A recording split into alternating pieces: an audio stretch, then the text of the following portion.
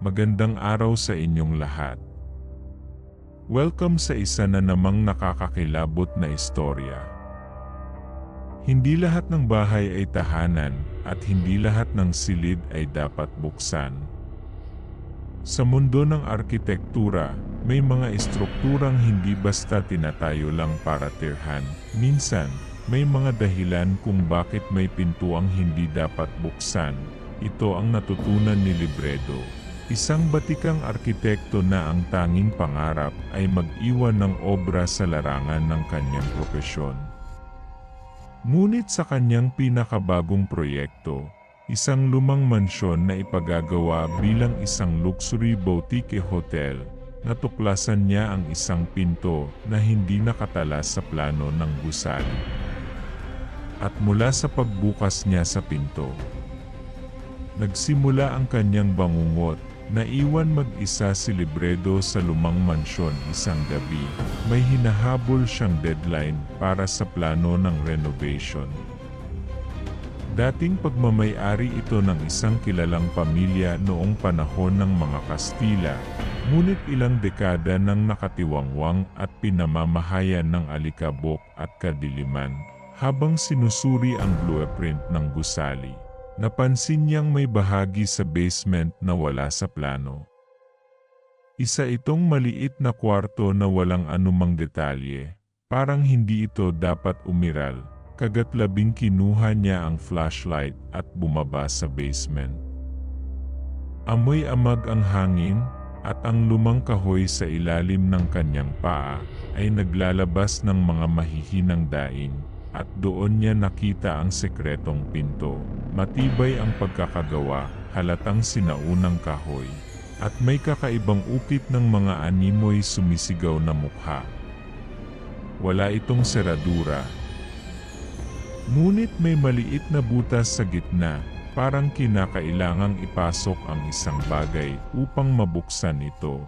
Naghanap siya ng susi o anumang pwedeng ipasok sa butas, hanggang sa nakita niya ang isang maliit na kahon sa sulok ng silid. Sa loob nito, may isang lumang susi na hugis mata. Dahan-dahan niyang ipinasok ito sa butas, at sabay sa mahina niyang paghinga, dahan-dahan niyang pinihit. Nag-click ang mekanismo, bumukas ang pinto. At mula rito, lumabas ang isang amoy na hindi niya maipaliwanag. Parang bulok na laman na may halong nasusunog na kandila. Hindi niya namalayan na unti-unti na siyang hinihigop ng dilim. Sa loob, may makitid na pasilyo. Ang mga pader ay hindi gawa sa bato o kahoy, kundi sa isang bagay na parang malalaman at basa. Ang sahig ay malagkit, at sa bawat hakbang niya ay parang may gumagapang sa ilalim nito. Sa dulo ng pasilyo, may isang lumang salamin. At sa salamin, nakita niya ang refleksyon ng isang lalaking nakaitim, pero wala siya sa likod niya. Mabilis siyang tumalikod, pero wala siyang nakita. Bumalik ang tingin niya sa salamin, at ang lalaking nasa loob nito ay nakangiti na ngayon. Biglang bumukas ang pinto sa kabilang dulo ng pasilyo, at kahit anong pigil niya sa sarili, parang may nagtutulak sa kanya upang pumasok. Ang sumalubong sa kanya ay isang silid na puno ng bangkay. Nakaayos ang mga katawan sa paligid. Lahat ay may parehong ekspresyon ng takot sa kanilang mga mukha. May matandang babae, isang batang lalaki, isang sundalo, isang madre, mga tao mula sa iba't ibang panahon. At sa gitna ng silid, may isang batang nakaupo sa isang lumang silya. Nakayupo ito, nakasuot ng puting damit at marahang humihikbi. "Alam mo ba kung bakit ka nandito?" tanong ng bata. Hindi man lang tumingin sa kanya. "Hindi," sagot ni Libredo. Nanunuyo ang lalamunan, tumingala ang bata, at wala itong mga mata. "Ako ang dapat mong isama palabas." Biglang bumalik sa isipan ni Libredo ang isang lumang alamat tungkol sa mansyon. May isang bata raw noon na anak ng unang nagmamay-ari nito. Isinilang itong bulag at may sakit sa pag-iisip, kaya ikinulong siya ng pamilya sa isang lihim na silid upang itago sa mga bisita. Isang araw, nawala ang bata. Hindi na ito nakita pa, hanggang ngayon, walang nakakaalam kung anong nangyari sa kanya, pero ngayon, nasa harap niya ito, ayoko na rito, bulong ng bata. Isama mo ako palabas. Pero paano, bago niya matapos ang tanong, biglang humampas ang pinto sa likuran niya. Ang mga bangkay sa paligid ay gumalaw, mabibigat ang kanilang paghinga. Isa-isa silang bumangon, at sa kanilang mga mata ay wala kundi dilim. Takbo, bulong ng bata, wala ng oras upang magtanong pa. Tumakbo si Libredo, pilit hinahagilap ang daan pabalik. Ngunit ang pasilyo na kanyang dinaanan kanina ay nagbago na, para itong nabubuhay at gumagalaw, para siyang hinahabol ng mismong mga dingding. Nakikita niyang humahabol sa kanya ang mga bangkay. Ang kanilang mga bibig ay bumubulong ng mga pangalan. Hindi niya kilala ang mga ito, pero pakiramdam niya ay may koneksyon siya sa kanila nang makarating siya sa pintong pinasukan niya. Biglang nagbago ang paligid, nasa lumang opisina na siya ulit. Nasa harap niya ang blueprint ng mansyon. Pero may isang bagay na naidagdag sa plano. Ang sekretong silid ay biglang naging parte na ng disenyo. At sa gilid ng blueprint, may isang sulat kamay na note, huwag bubuksan ang pinto. Kung nabasa mo ito, huli na ang lahat, huminga siya ng malalim. Lumingon siya sa paligid. Walang bata. Walang bangkay, pero may kakaibang tunog sa likuran niya, isang mahinang paghinga. Dahan-dahan siyang lumingon, at sa refleksyon ng bintana, nakita niyang may nakatayo sa likod niya. Lumipas ang ilang linggo, hindi na nakita pa si Libredo. Nang puntahan ng kanyang mga kasamahan ang opisina niya, wala na ito roon. Wala ring ebidensya na may ginawa siyang proyekto sa lumang mansyon. Pero sa blueprint na naiwan niya sa mesa, may isang bagong detalye. Sa isang sulok ng gusali, may isang bagong pinto na iginuhit. At sa ilalim ng pagguhit na yon, may tatlong salitang nakasulat, huwag mo akong hanapin. May mga misteryong hindi dapat sinusubukang alamin. Ngunit paano kung ikaw mismo ang maging susi sa isang lihim na hindi mo matakasan? 3 buwan matapos mawala si Libredo, ang mansyon ay muling isinailalim sa renovation sa ilalim ng bagong arkitekto, si Dante Santos. Isang malapit na kaibigan ni Libredo, walang nakakaalam kung anong nangyari sa naunang arkitekto. Pero si Dante, may kutob na hindi basta-basta nawala si Libredo, hanggang sa isang gabi, natagpuan niya ang blueprint na naiwan ni Libredo, at sa gitna nito, isang bagong pinto ang iginuhit, at sa ilalim nito, may 3 salita. Huwag mo akong hanapin. Matagal nang interesado si Dante sa kaso ni Libredo. Kaibigan niya ito mula pa noong nag-aaral sila ng arkitektura. Kilala niya ang estilo at ugali nito. Hindi ito basta-basta nawawala ng walang dahilan. Habang sinusuri ang lumang mansyon, naramdaman niyang may kakaiba sa hangin, parang may nanonood sa kanya. Minsan, may mga aninong gumagalaw sa gilid ng paningin niya. Pero tuwing lilingon siya, wala namang tao, hanggang sa natagpuan niya ang basement, ang parehong pintong sinasabing huling nakita ni Libredo, pero ang kaibahan. Ngayon, bukas ito, dahan-dahan siyang lumapit. Walang hangin ang loob. Walang tunog, pumasok siya, at ang sumalubong sa kanya ay isang madilim na silid na puno ng mga larawan, nakadikit sa mga dingding ang daan-daang lumang larawan. Lahat ay itim-puti, at sa bawat isa, may nakatayo o nakaupong taong walang mukha. Sa gitna ng silid, may isang malaking salamin. Sa ibabaw nito, may nakaukit na salita. Tumingin ka at malalaman mo ang sagot. Humakbang si Dante palapit. Huminga siya ng malalim at tumingin sa salamin. At sa refleksyon, nakita niyang may isang taong nakatayo sa likod niya, isang lalaking duguan, maputla, at may malalim na itim na mata, si Libredo.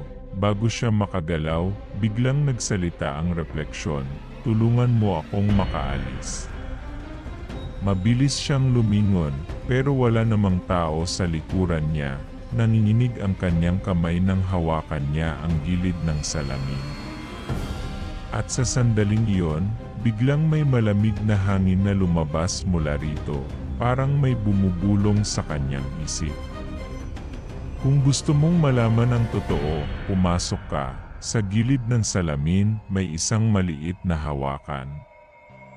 Sinubukan niya itong buksan, at biglang bumukas ang salamin, parang pinto. Sa loob, isang hagdan pababa ang bumungad sa kanya.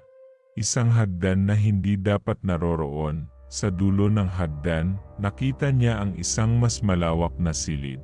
Isang lumang piitan, at sa loob ng bawat kulungan, may mga nilalang na hindi na mukhang tao. Mahahaba ang kanilang mga braso, payat na parang mga natutuyong bangkay, at may mga mata silang itim na tila walang kaluluwa.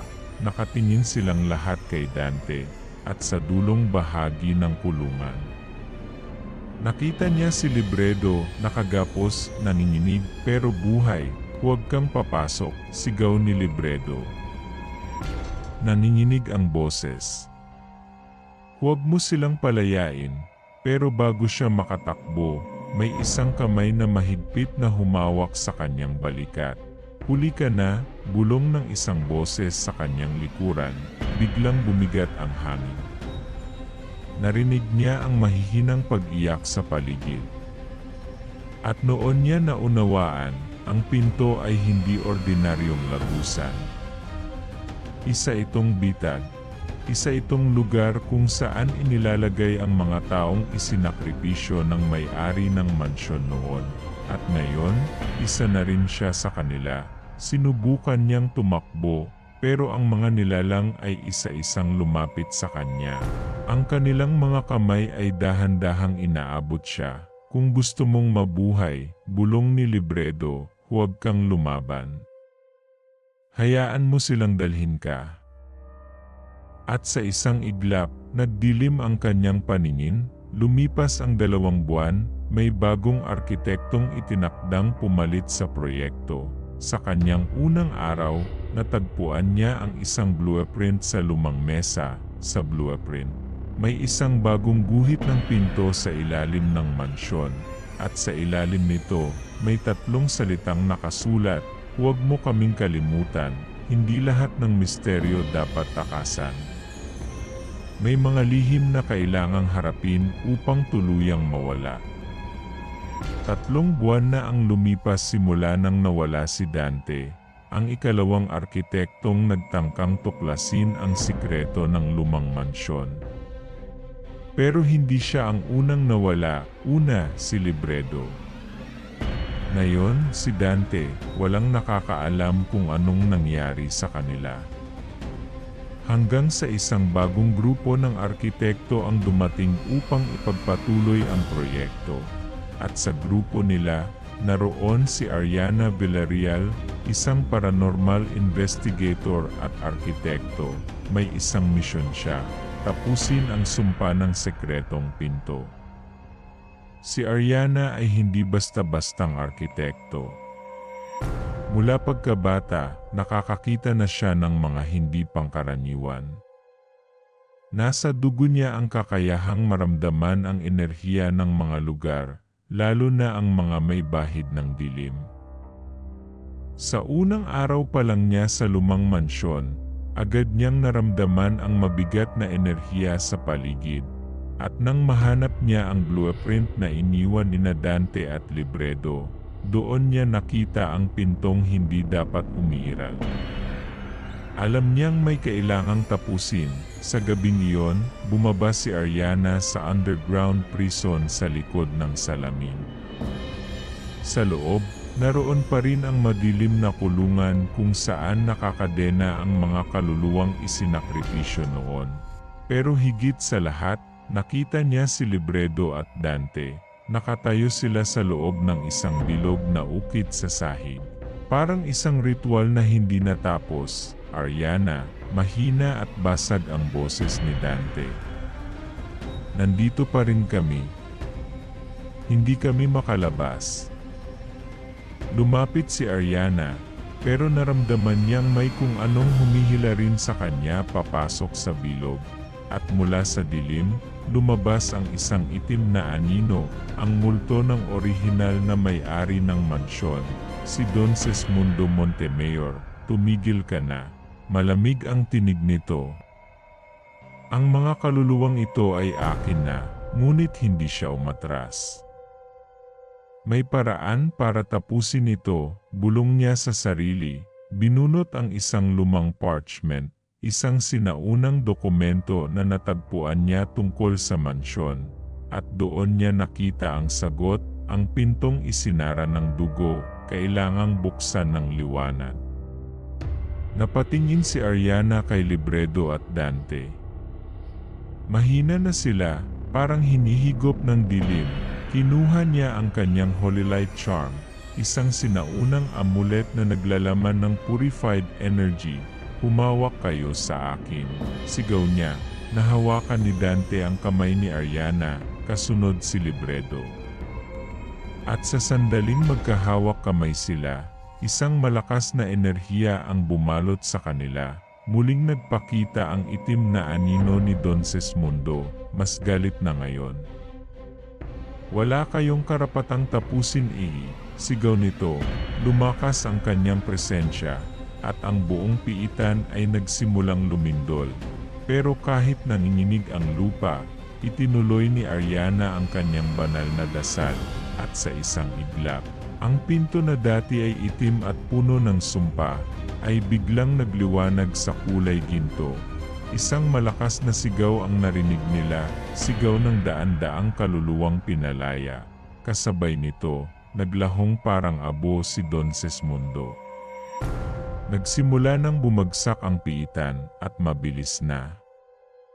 Tinakbo ni Ariana, Libredo, at Dante ang hagdan paakyat. Sa oras na makalabas sila, nagsara ang sekretong pinto, at tuluyang naglaho. 3 araw matapos ang insidente, nagising si Dante sa isang ospital. Nasa tabi niya si Ariana at Libredo, parehong ligtas, wala na ang pinto, mahinang sabi ni Ariana. Hindi na ito muling magpapakita, napaluha si Libredo. Matapos ang matagal na panahon, muli siyang nakalaya, at ang mansyon. Sinira ito matapos lumabas ang ulat tungkol sa mga human remains na natagpuan sa ilalim, ang sikreto nito. Tuluyan nang naibaon sa limot, isang bagong simula.